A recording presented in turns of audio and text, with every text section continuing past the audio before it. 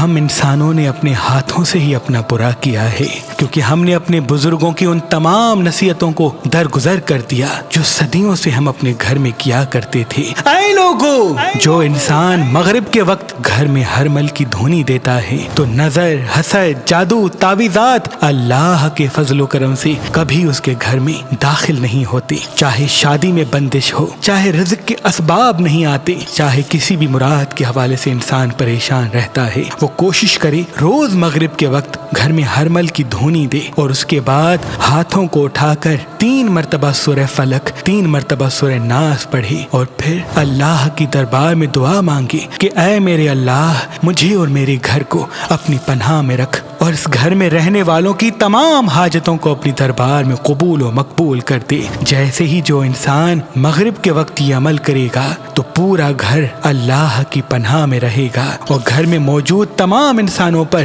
نظر، حسد، جادو، تعویذات کے تمام نحس اثرات، سب نحس اثرات ختم ہو جائیں گے اور ان کی حاجتوں کو اللہ غیبی مدد کے ساتھ پرواز دے گا۔ اور جس انسان کے دشمن زیادہ ہیں وہ کوشش کر کے ایک لوہے کی کیل پہ ناد علی کو 700 مرتبہ دم کر کے اپنے گھر کے پہلے دروازے پہ لگا دے، اللہ کے فضل و کرم سے وہ دشمنوں کے شر سے اللہ کی پناہ میں رہے گا۔